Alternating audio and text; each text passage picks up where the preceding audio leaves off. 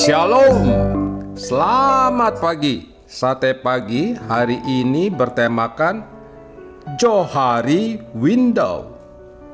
Adapun firman Tuhan terambil dari Amsal pasal 28 ayat 13 dan Yakobus pasal 5 ayat 16. Siapa membunyikan pelanggarannya tidak akan beruntung, tetapi siapa mengakuinya dan meninggalkannya akan disayangi. Jendela Johari atau Johari Window adalah sebuah teknik terapi yang diciptakan pada tahun 1955 oleh dua orang psikolog Amerika yang bernama Joseph Love dan Harrington Ingham. Nama Johari diambil dari gabungan kedua nama mereka. Joseph Harrington. Johari disebut sebagai rumah dengan 4 kamar, sebab teknik Johari membutuhkan gambar dari sebuah tabel persegi 4 yang dibelah menjadi 4 bagian. Bagian inilah yang disebut sebagai kamar.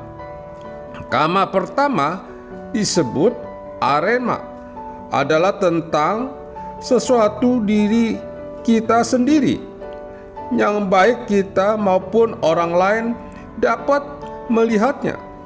Kamar kedua disebut blind spot, adalah aspek yang cara orang lain lihat tetapi kita tidak sadari ada dalam diri kita.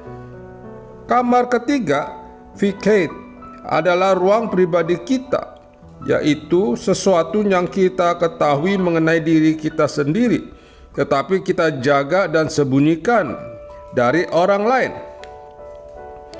Kamar keempat, unknown, adalah kamar yang paling misterius, karena kamar ini berisi sebuah yang baik diri kita atau orang lain tidak tahu bahwa sesuatu ini ada di dalam kita. Beberapa orang memiliki masalah dengan keterbukaan diri. Ada yang lebih senang menyendiri. Orang-orang ini menyimpan semua masalah yang dialaminya sendiri tanpa meminta bantuan siapapun. Tidak ada siapapun yang mengetahui apa yang dia rasakan. Ini bukan hal yang baik, tetapi tanpa sadar orang ini sedang menumpuk sampah di dalam hatinya. Bisa yang tidak sedap ini akan keluar lewat tindakan-tindakan kasar, sinis, penuh amarah, dan keegoisan. Biasanya orang yang melakukannya tidak sadar bahwa dirinya seperti itu. Blind spot. Jika dibiarkan, kegelapan di dalam hati dapat menghancurkan dirinya. Yusuf memberikan teladan di dalam keterbukaan.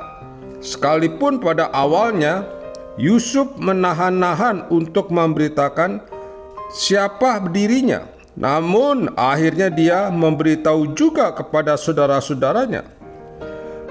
Keterbukaan Yusuf ini adalah langkah dari sebuah pemulihan untuk menghapuskan kenangan pahit masa lalunya. Ketika kita mulai membuka hati kita kepada orang yang dapat kita percaya bahwa di dalam hati kita akan berkurang. Segala macam pengalaman buruk dan dosa yang kita perbuat harus kita akui di hadapan orang lain yang bisa dipercaya. Contohnya adalah hamba Tuhan di gereja kita masing-masing, atau juga kepada sahabat dan keluarga kita. Namun yang terpenting dari semua itu, kita harus belajar membuka diri kepada Tuhan Yesus. Teruslah berdoa kepadanya. Jangan pernah putus hubungan dengannya, karena kegelapan yang ada di dalam kita dapat membunuh kerohanian kita dan menjauhkan kita dari Tuhan sepenuhnya. Ingat juga akan kisah perempuan Samaria yang dipulihkan hidupnya setelah dia bertemu dengan Tuhan Yesus. dan mengakui dosanya. Tuhan bahkan memakai dirinya untuk membawa kabar baik bagi seisi kotanya. Kegelapan apapun yang saat ini kita pelihara, buanglah semua itu dan bersihkan hati kita sepenuhnya, supaya kita dapat mengundang Tuhan masuk ke dalamnya. Amin. Mari kita berdoa.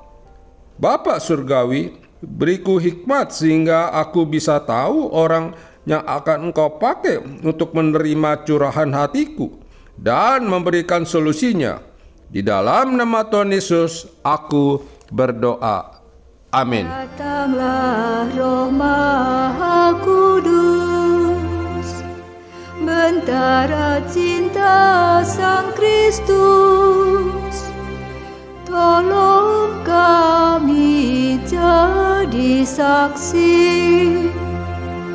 membawa cinta ilahi.